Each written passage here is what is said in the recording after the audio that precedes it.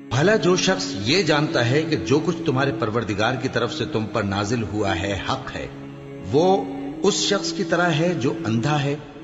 اور سمجھتے تو وہی ہیں جو عقل مند ہیں، جو اللہ کے عہد کو پورا کرتے ہیں اور قول و قرار کو نہیں توڑتے،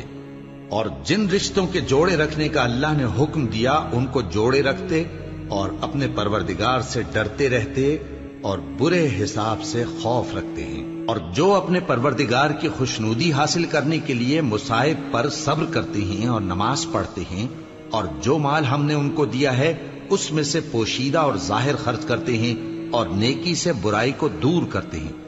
یہی لوگ ہیں جن کے لیے عاقبت کا گھر ہے،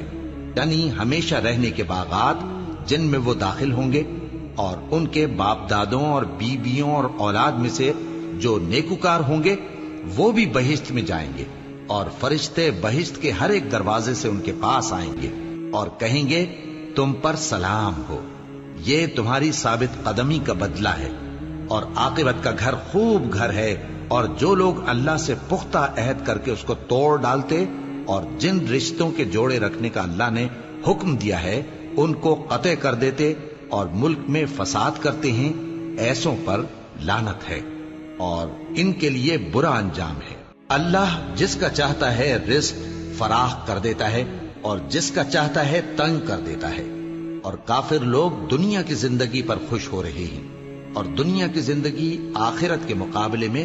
بہت تھوڑا سامان ہے، اور کافر کہتے ہیں کہ اس پیغمبر پر اس کے پروردگار کی طرف سے کوئی نشانی کیوں نازل نہیں ہوئی؟ کہہ دو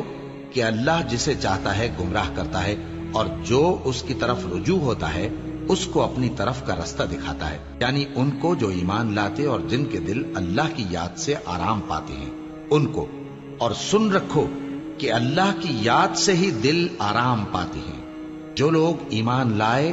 اور عمل نیک کیے ان کے لیے خوشحالی اور عمدہ ٹھکانہ ہے۔ جس طرح ہم پہلے پیغمبر بھیجتے رہے ہیں اسی طرح اے نبی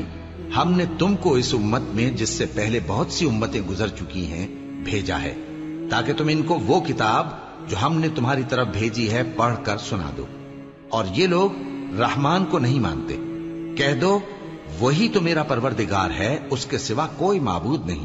میں اسی پر بھروسہ رکھتا ہوں اور اسی کی طرف رجوع کرتا ہوں۔ اور اگر کوئی قرآن ایسا ہوتا کہ اس کی تاثیر سے پہاڑ چل پڑتے یا زمین پھٹ جاتی یا مردوں سے کلام کر سکتے تو کیا یہ لوگ ایمان لے آتے؟ بات یہ ہے کہ سب باتیں اللہ کے اختیار میں ہیں، تو کیا مومنوں کو اس سے اطمینان نہیں ہوا کہ اگر اللہ چاہتا تو سب لوگوں کو ہدایت کے رستے پر چلا دیتا؟ اور کافروں پر ہمیشہ ان کے اعمال کے بدلے آفت آتی رہے گی یا ان کے مکانات کے قریب نازل ہوتی رہے گی یہاں تک کہ اللہ کا وعدہ آ پہنچے، بے شک اللہ وعدہ خلاف نہیں کرتا۔